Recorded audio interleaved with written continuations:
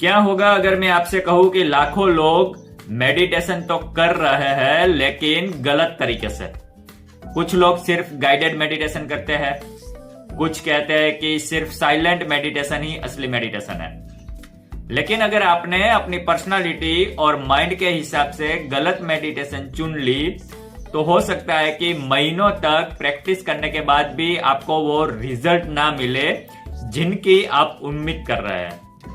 तो दोस्तों, आज के इस वीडियो में मैं आपको बताऊंगा कि गाइडेड मेडिटेशन और साइलेंट मेडिटेशन में क्या फर्क है, किसे कब करना चाहिए, किसके क्या फायदे हैं और कौन सी मेडिटेशन आपके लिए सबसे बेहतर हो सकती है।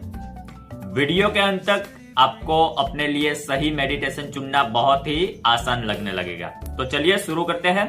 सबसे पहले समझते हैं कि गाइडेड मेडिटेशन होती क्या है।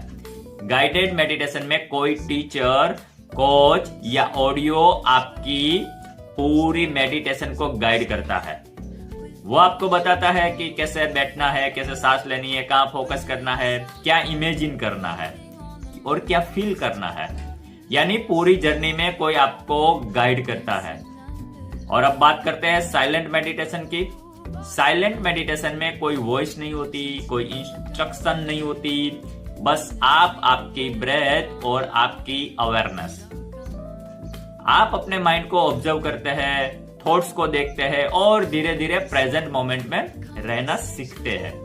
दोनों मेडिटेशन अच्छी है लेकिन उनका पर्पस बिल्कुल अलग है। गाइडेड मेडिटेशन आपको डायरेक्शन देती है और साइलेंट मेडिटेशन आपको सेल्फ अवेयरनेस सिखाती है। एक टीचर के साथ चलने जैसा है, यस, और दूसरी अपने पैरों पर चलने जैसा है।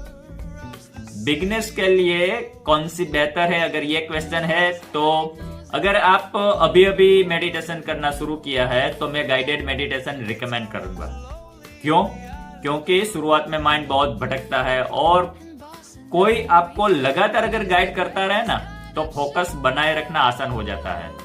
इससे मेडिटेशन की हैबिट भी जल्दी बनती है।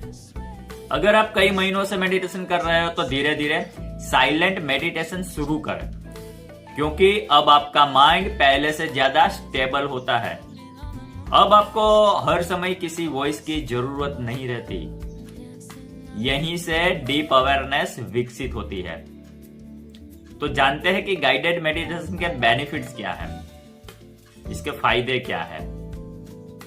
देखिए, बिगिनर्स के लिए ये आसान होता है, फोकस जल्दी बनता है, रिलैक्सेशन जल्दी महसूस होती है, विजुअलाइजेशन करना आसान हो जाता है और खास करके हीलिंग सेशन में बहुत उपयोगी है।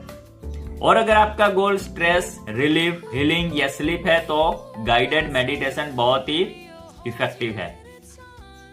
एंड साइलेंट मेडिटेशन आपको इनर पीस देती है, अवेयरनेस बढ़ाती है, इमोशनल कंट्रोल बेहतर करती है, कंसंट्रेशन बढ़ाती है, सेल्फ ऑब्जर्वेशन सिखाती है और धीरे धीरे आप अपने थॉट्स के मालिक बनना सीखते हैं।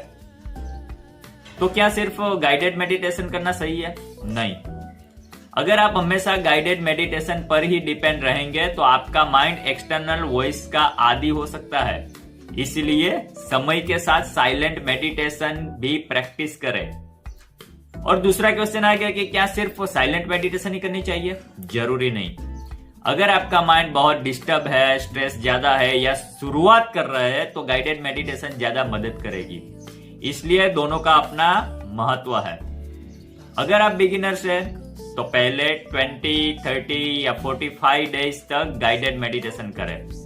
उसके बाद 5 मिनट गाइडेड और 5 मिनट साइलेंट मेडिटेशन करें। धीरे धीरे साइलेंट मेडिटेशन का समय बढ़ाते जाएं और यही सबसे बैलेंस्ड अप्रोच है। तो दोस्तों, गाइडेड मेडिटेशन और साइलेंट मेडिटेशन दोनों ही पावरफुल है। सवाल ये नहीं है कि कौन सी बेहतर है, सवाल ये है कि इस समय आपके माइंड को किसकी जरूरत है। अगर आप शुरुआत कर रहे हैं तो गाइडेड से शुरुआत करिए। अगर आप अपनी अवेयरनेस को अगले स्तर पर ले जाना चाहते हैं तो साइलेंट मेडिटेशन को अपनी प्रैक्टिस में ले आइए। याद रखिए, मेडिटेशन का उद्देश्य सिर्फ शांत बैठना नहीं बल्कि स्वयं को जानना है। और अगर ये वीडियो आपको पसंद आया हो तो लाइक करें, शेयर करें और चैनल को सब्सक्राइब करें और कमेंट में जरूर बताएं कि आप गाइडेड मेडिटेशन पसंद करते हैं या साइलेंट मेडिटेशन और क्यों। तो मैं मिलूंगा आपसे अगले वीडियो में, तब तक के लिए जय हिंद जय भारत।